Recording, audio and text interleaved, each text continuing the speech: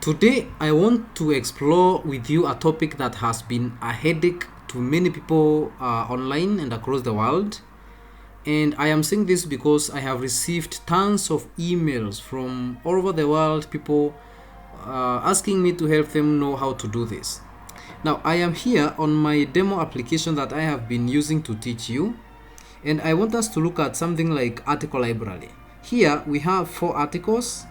These articles have been written by different people. And then when you go back, we have a library member. So these are people who are members in this library. And by the way, I can edit this. This does not allow me to edit. Whatever, we can work with it like that. So we have these people. These are library members. So these, we expect that they are going to be the people who are borrowing the books. Okay, so if I open, for instance, Miles Kimani here, I have his phone number, I have his email address, and these are just for demo purposes. I want here to add another section where I'm going to add 2 things. The first thing I'm going to add is a field which will contain a link to the authors. And then at the bottom, I'm going to have another place where we are going to have a child table containing the articles that this particular library member has borrowed belonging to whatever author that is selected. So basically, we are going to be able to select an author, and then this system is going to filter all the articles written by that author that this member has borrowed, and it is going to populate that list on a child table down here automatically. This is what I want to show you today. Basically, I hope you got it. Populating a child table automatically on selecting another thing or some data from another field. Now, first steps first. At this point that the first thing we are going to do here is to create another DocType that is going to contain this section down here. So we're going to go back here, go to DocType list. And here we are going to add another DocType. We can call it something like author or maybe what? Maybe article details. And then here we are going to select that it's going to be hosted by our custom application. Custom module. This one, don't forget to say that it's a child table. It's going definitely to be a child table. And then here we need 2 things. We need to know here what we need. We need to see the articles, all right? So we are going to say here article name, and this is going to be a link field, all right? And it's going to be linked to, we can even say it's mandatory, it's going to be linked to our articles. Yeah, so let me see whether it's going to be linked to our articles. It's loading here. Article library, yeah, it's going to be linked to this article library here. So copy that and put it here. All right, well, the other thing that I can do, maybe I can just change the naming series here. It's not mandatory, but I can change it. It's going to be article name. I just like it when my documents are named in a way that is readable. All right. So the other thing now is to add this DocType to a section on our document. So we want it to come down here. So how do we do this? We are going to go to our library member document and edit it. Okay. So we can override this library member. Actually, we are supposed to approach this from DocTypes. So okay. So it's okay. So I can go to DocTypes. I want to edit library member, so I'll look for library member. Here it is, and then I'm going to add one more thing or 2. The first thing I'm going to add here is the maybe articles borrowed, because we want to get the articles that this particular library member has borrowed. This one is going to be a section break, so that we can have it down there, and then that should be enough for that. Below it, we are going to have a text input, which is going to say something like author. Author is where we are going to be selecting our author now. So this definitely is going to be a link Let me see where we have a link here, and the name is going to be pre-populated. This one is mandatory, and the link is going to be linked to, where is it going to be linked to? These guys, where are these guys? Let's see where these guys are.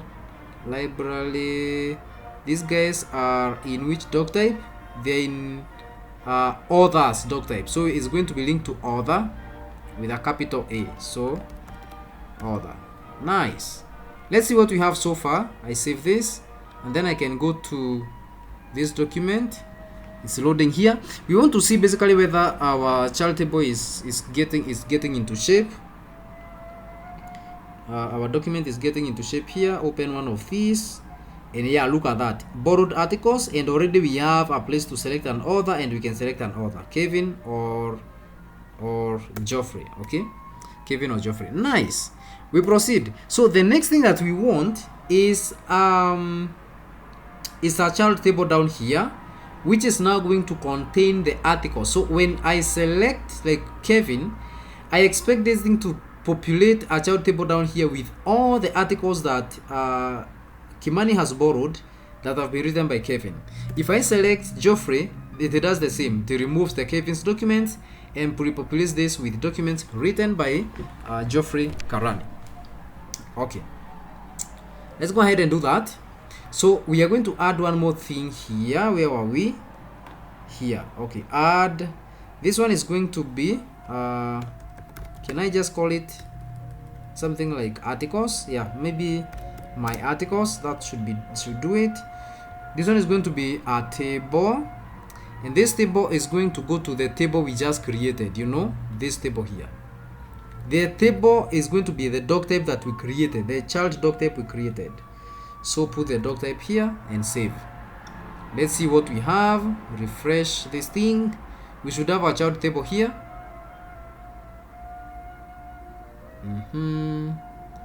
Here we go. It's loading. Hopefully we got it. Yeah, we got our child table with documents. So if I click this now, I'm going to see all the articles here. Okay, nice.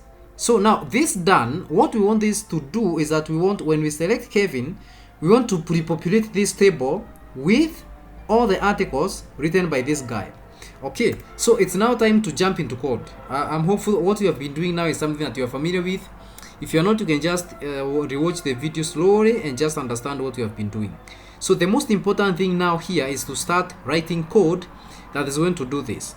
And the best thing to do this is straight away by writing a script. So this is going to be a client script, so I can just close some of these things now so that we can have fewer things here. So go to client script. Here we have our client scripts. Currently we don't have any client script as yet, so we can go ahead and create our first client script. This client script is going to be on the library member document, so we can go here, say we want to create our first one. DocType is library member, actually the first one there. It's a form, and you notice that when you do that, the first thing that this thing does is to generate automatically some code here for you. How awesome is that? Then notice that we have a checkbox here. If you do not check this checkbox, this script is going to be disabled and it's not going to work. This may frustrate you in a big way. So just make sure you check that checkbox to enable it. Great, and that's it. Now this one comes with the first method. This is a lifecycle event. You can remove that so that you can write our own. We want to write our own event that is going to be listened to. And how are we going to write this event? The event, we want it to trigger when this is changed. Okay, so when I select Geoffrey, I want my event to trigger and query and populate this table. When I change this to Kevin Mustafa, I want the same to have pen. Trigger this and populate this. So it is on change of this field here. In ERPNext and Frappe generally, if you hover on a field, it's going to give you the name of that field. So this field right now is called author. So I can go back here and do author. So I want you to listen to author, and then just do a function here. This function is going to take in a few things. It's going to take in the form, so I can just give it the form, and I can leave it actually at that point now. And then I open brackets. So other, when you are listening to a change event in other, and then I trigger a function. And let me first of all, so that we see whether this we are actually getting here, why don't we just try to do something like console log, and we log what? Hey, we can log something like that. Okay, save it, go back to our document, inspect element, and go to console, and then when you click here you can reload. Frappe has very serious caching system, so you need to clear the cache so that you are able to move without having issues. So select and see, let's see whether we are having a console log. Yeah, nice. How about if we select Geoffrey? We have, so it's getting it. So when I change this, it's logging something. Nice. We continue the code, remove this. The next thing we need to do here is to get whatever has been changed. So we want to get what has been selected when we change this.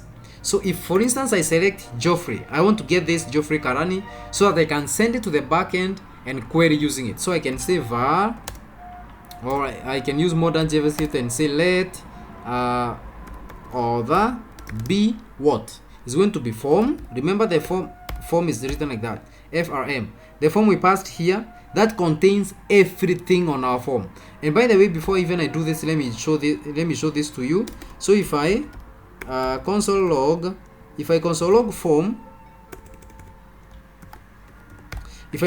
form, let's see what we have, so that you understand why we are doing that there. So clear some space here, clear this. Load banner. We don't have time. All right. So if I select this, look at what we have here. Here we have a lot of things. Let me create some space. We have everything that is in this form. You can explore this to see what we have, but we are going to be very interested in the doc. You see, we have 4 forms, and then we have a doc here, and this doc contains everything that is inside this Kevin Mustafa we selected. So Kevin, creation date, everything we have here. Nice.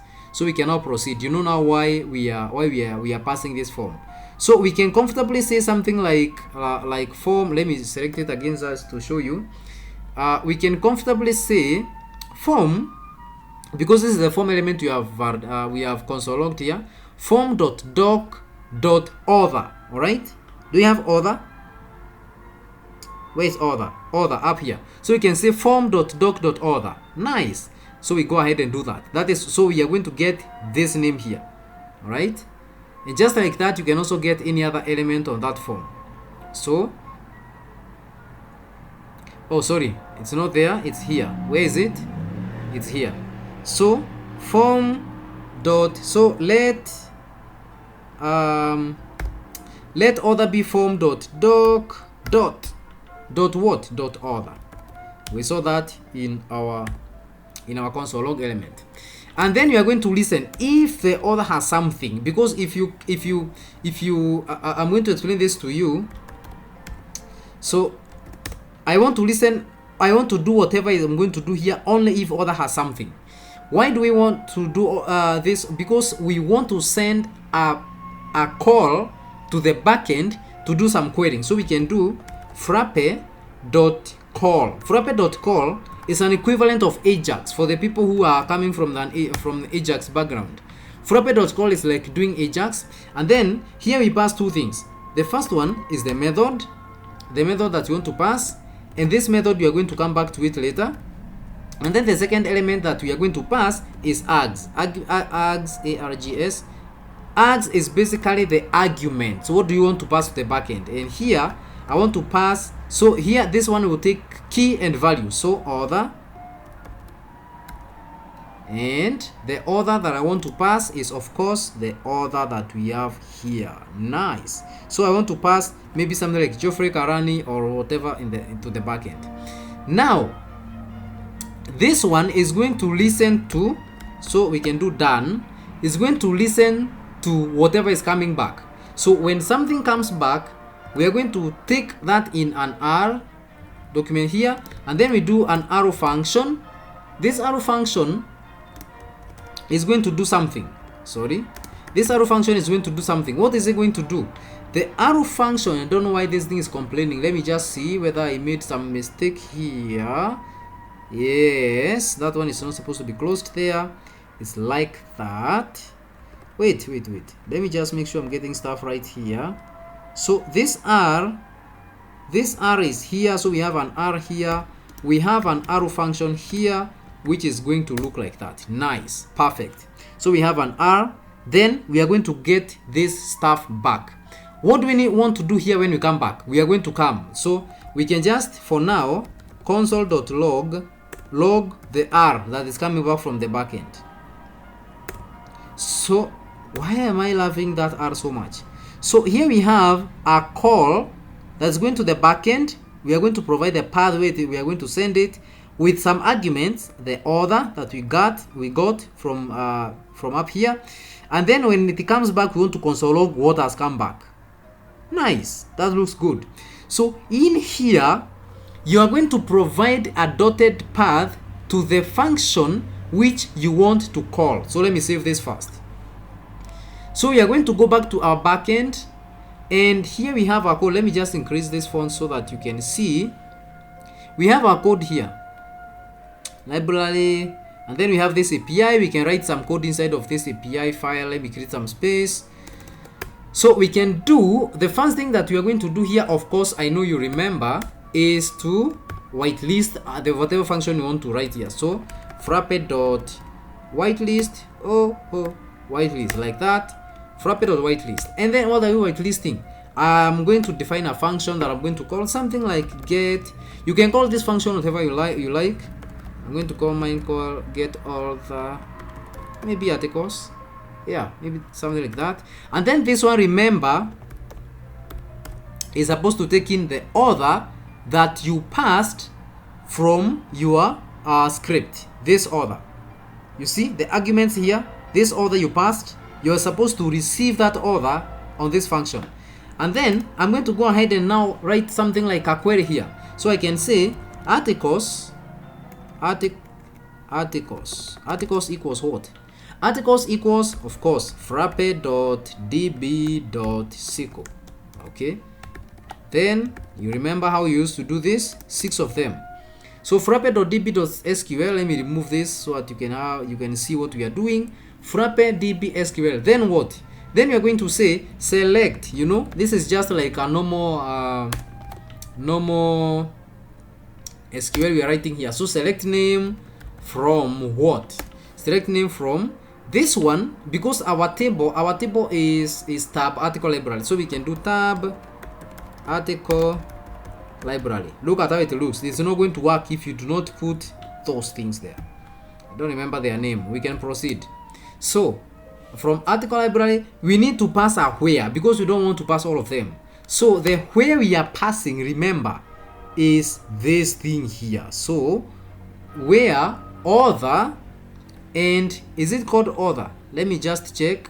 So tab article library, where is tab article library? We just want to see what is the name of the order field in tab article library. So article library, we can open it, one of these, hover, it is article library. You see that order is article order. All right, nice. So we go back here. So where article underscore order equals something, and that something we are going to provide whatever we passed from our query.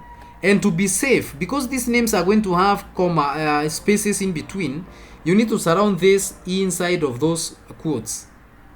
Okay, so that if for instance my name is Geoffrey Karani, it has a space. If you do not do this, you're going to get a MySQL error. So you need to provide those.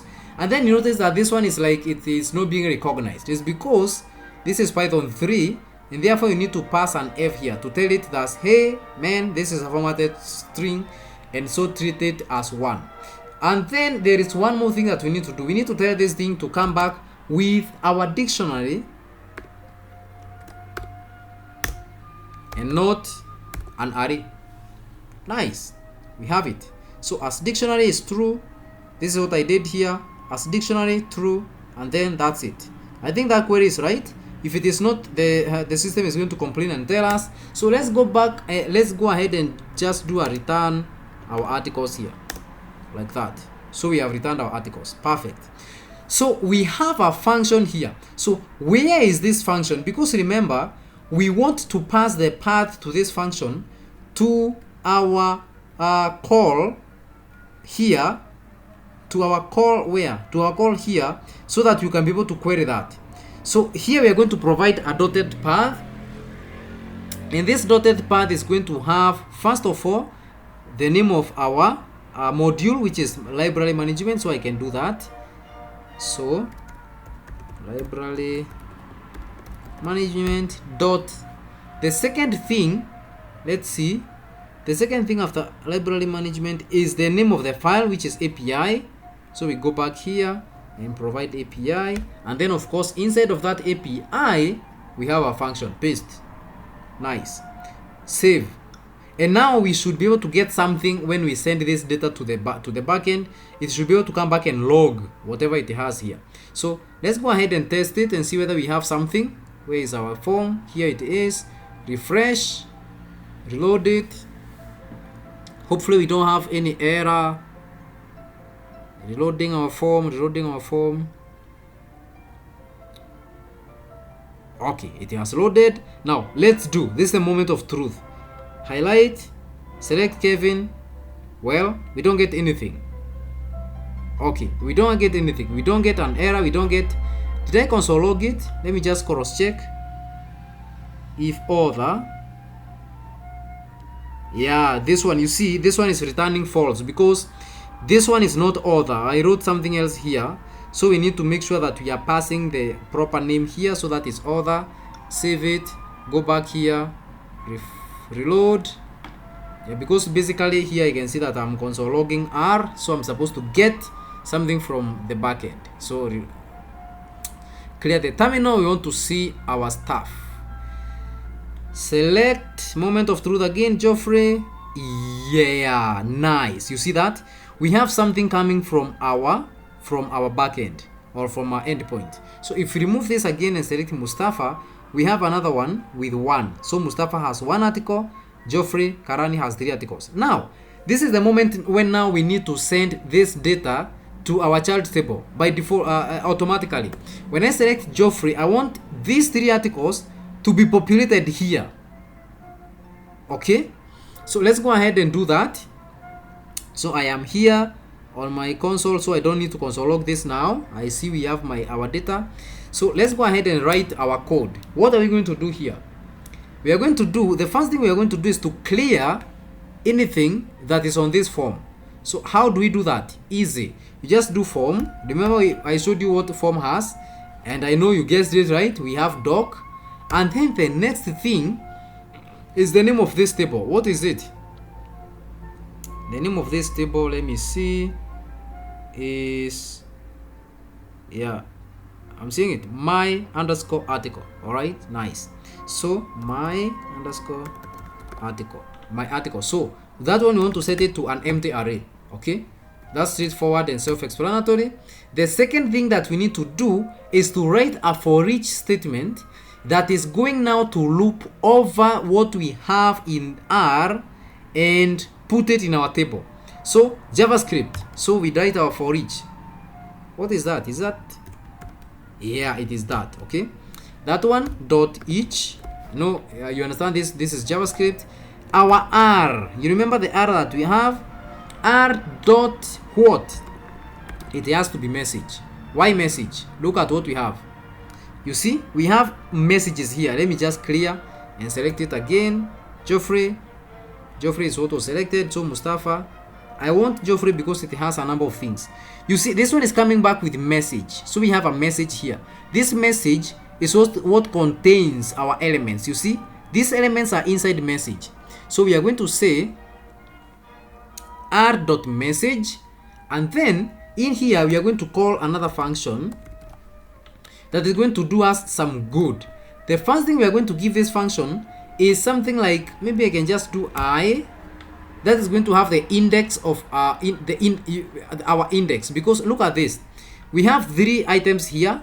the index of rich dad poor dad is 0. Then we have the boy who harnessed the wind at index 1, 0 at index 2. So we need to tell it to grab the index of each element with that. And then we have a comma, and then we have something like an E. Those are names of that I have chosen. You can even decide to use different names there. All right. Then you open curly brackets, and then here I can just say something like let entry. All right, that's again the name of an element, a name of a variable, so you can decide to call it whatever you want, equals form dot doc dot. Are you guessing it right? Well, no, not form, is form dot add. We have a function in Frappe that you can use to add children to a child table, and this is called add child. And then the child that you want to add here, remember, is whatever you have up here. Where did we have that? The articles you have there. All right, you see the one that you are setting to blank up here, it is the same because you want to add a child table in this table. So we have a function like add child. The add child is going to do that magic for us, and then that one we are going to close, so it will add it. And then the next thing, this entry that we just created, entry dot, what do we want to set in this entry? We want to set the my article. Okay, yep, my article. Is it my article? Let me just cross check that. No. I'm getting something wrong here. Let me just check what is the name of this field. Yeah, it's article name actually. Here. Now, my article is the name of the table. The name of this field is article name. All right. I hope that is clear. So what we want to do here, we have said let entry equals form dot add child my article. So we are adding a new column to the my article table, and then we want to add an entry to the first element here, which is article name. So for entry dot article underscore name, and this is going to be e dot. Now remember, when we put these two items here, the I contains the index and the E contains the name of the article. So we can say e dot name. Can we cross check that and make sure it is name? Yeah, it is name. You can see here it is name. So e dot name. Nice. We can continue writing our thing. That one is done. And then the next thing, that one already has done it. So what happens if I save this document at this point?